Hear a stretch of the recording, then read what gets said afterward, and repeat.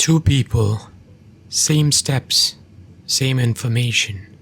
One gets everything they want, and the other gets nothing. What do you think separates the two? It's not discipline. It's not even effort or luck. There's something else which is running underneath, and no one's talking about it. Today we're going to cover exactly that. What gives person A the edge over person B? So our minds, we like it or not, they're run by programs. And these programs, they sit in our subconscious mind or the unconscious mind. They were installed a long time ago while we were small. From our family, the environment we were in, and the habits and things we repeated time and time again for them to become solid in our subconscious mind. And it's these programs which run automatically underneath, unconsciously, without us even knowing that they are running the whole show. We also use willpower, effort to achieve stuff, to work towards our goals. But that sits in the conscious mind, which is a very tiny part of the mind as a whole. Consciously, we're processing maybe 4 bits of information per second. And on the other hand, the unconscious, that has the capability to run about 11 million bits of information per second. Now you see that edge the unconscious mind has over conscious mind. It's incomparable, and it always wins. So let's say we have any sort of program, any sort of conditioning in our subconscious, unconscious mind. How do we change this? So the first thing which comes to our mind is affirmations, changing our habits. But in these scenarios, what happens is we are trying to use our ego or our identity to change itself. In other words, we are trying to use ego to change our ego, which never works. It's similar to cleaning dirt by using more dirt. What do you think you're gonna get? A little more dirt. And that's what's happening. No matter how hard you try, no matter how long you try, you're still gonna get dirt. Same thing goes for your unconscious mind. As long as you keep using your ego, you won't be able to change your ego, or in other words, your identity. So, which brings us to the question, what do we do then? This is the part which no one talks about and almost all of us miss. What is it that is actually watching the ego itself? Because we all know we can perceive our personality, our ego, identity. So what is it that perceives or watches this personality that we are holding together? Which brings us to the watcher. Try this right now. Say any word in your mind. Don't move your lips. Don't make a sound. Just say it silently, deep inside your mind. Now. And let's take a pause now. Who is it who said that?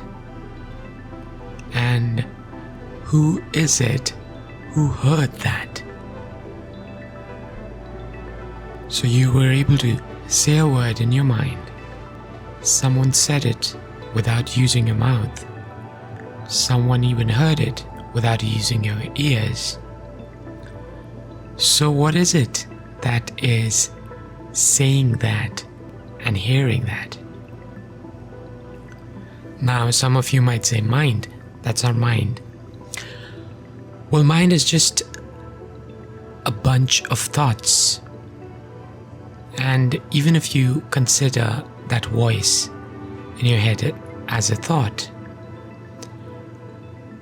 then what is it that is watching that thought, that presence? Prior to the word, prior to the sound in your mind, prior to the hearing of that sound in your mind. That's what you are, really. Not the pattern or your beliefs or your program, because those are just, in short, thoughts. Everything inside your head, even if it's an image, a memory, a brilliant concept, a stupid concept, a right concept, a wrong concept, those are all thoughts. And they always change. You pick new one, you drop old ones, you try to make them better, and on and on and on. But there's one constant in this entire process. Since the day you were born until the day we all are going to die. And that one constant is that presence, that watcher that is perceiving all of this dance of the thoughts going on. Coming back to the topic, so how do we really get what we want? How can we use this watcher, which we are, to create or to get what we want? The first thing you gotta do is establish yourself as the watcher. Because our thoughts have this great power to bring us along them. And once you follow your thoughts, it's very hard to get back to the watcher or the observer. So the first thing would be to stay put as the observer, as the watcher. And from there on, you can create. Now this will be done by imagination, which is nearly the entirety of our mind. You can establish a picture or an image in our head of a situation or a thing or a job or a person or a feeling that you would like, and consider it happening right now. Now, what do I mean by consider it happening right now?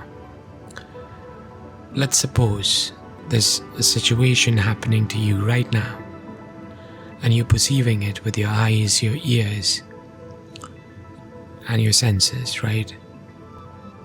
So even when it's happening in real time in front of you, we still perceive it in our mind.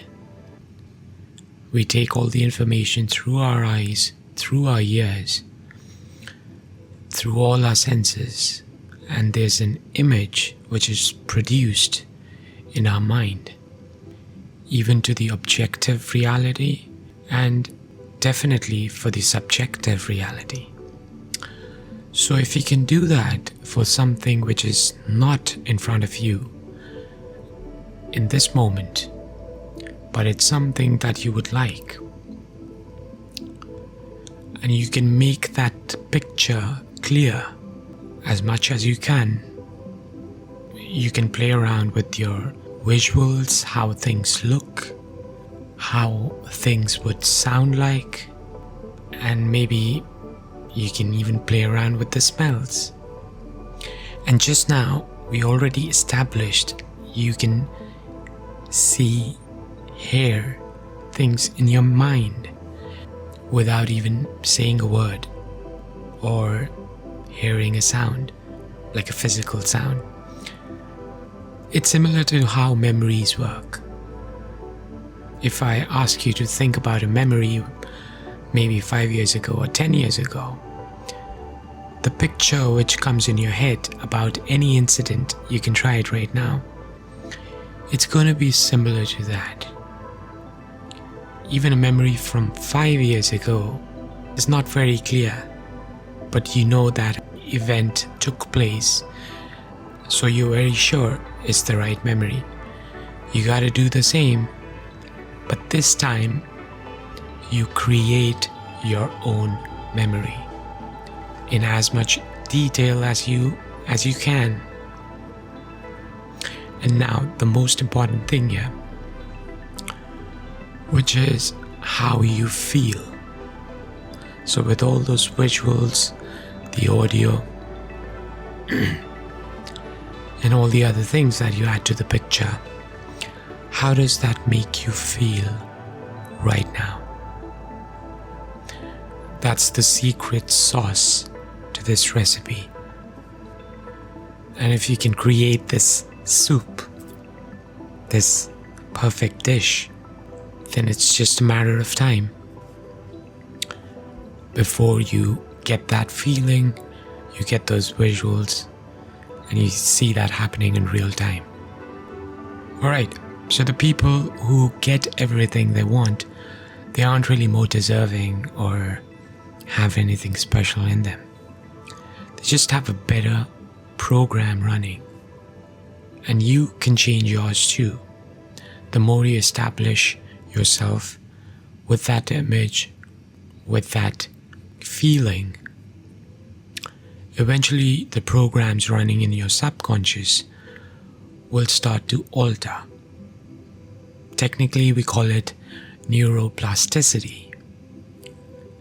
As you might have heard a lot of times, your neurons in your nervous system, they would begin to change, and literally they would start functioning in a totally different way in order to get you to that goal or that image that you have established in your head.